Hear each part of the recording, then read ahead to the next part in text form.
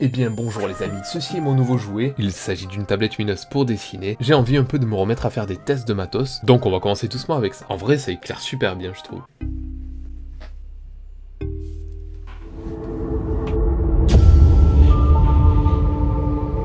Cet objet là en fait il m'a pas détruit les yeux, je simulais.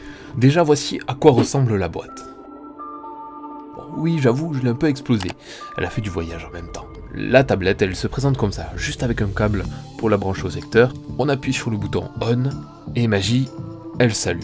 Après, on peut appuyer plusieurs fois dessus, et la luminosité va augmenter. Bon, d'apparence, on est d'accord, ça n'a pas l'air exceptionnel. Hormis le fait de s'éclairer et d'avoir des mesures ici, mais... En fait, le principe de la tablette lumineuse est de simplifier la vie pour dessiner. Déjà, tu peux faire tes croquis tranquillement dans le noir.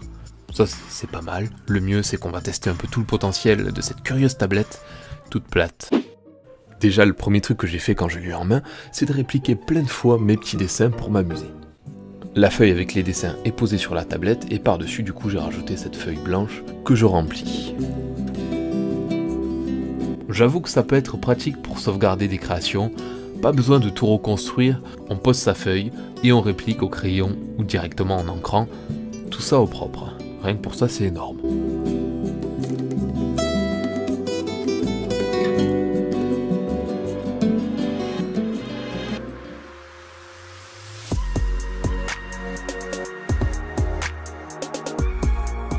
Vu qu'on peut répliquer, on peut aussi reproduire ce qu'on veut. En gros, décalquer ce qu'on souhaite. 3. On va pouvoir utiliser des templates.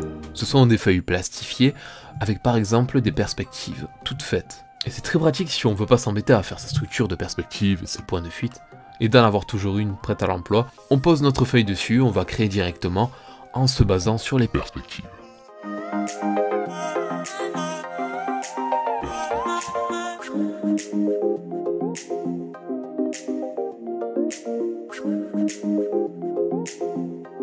Bon, la tablette que j'ai moi, elle est en format A4, c'est plutôt cool. C'est le format des templates et des feuilles standard, donc ça c'est pratique. On va pouvoir corriger, perfectionner ses dessins. Par exemple, on va pouvoir retourner son dessin comme une crêpe. Ça c'est assez cool, même pour les pros, parce qu'on a toujours tendance à pencher d'un côté sans forcément s'en rendre compte.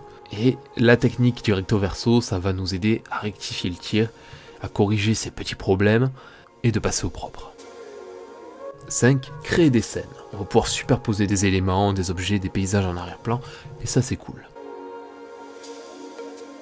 Après, il y a d'autres utilités avec l'utilisation des screen tones, d'autres techniques sympas à utiliser, au crayon bleu par exemple. Dans l'ensemble, ça nous fait quand même un outil très pro, c'est pas simplement un gadget en tout cas. Donc, j'approuve.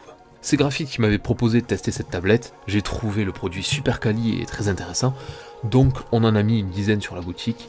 Après on en trouve à tous les prix, de toutes les marques, ça dépend pas mal du format et de la qualité de l'éclairage. Perso celle-là je m'en séparais pas, d'ailleurs n'hésitez pas si vous avez un matériel ou un outil à me faire tester en commentaire, justement qu'il soit cool ou pas cool, ça m'intéresse. J'espère que cette mini vidéo test vous a plu, je vous souhaite un bon dessin et que vos crayons soient libres comme l'art.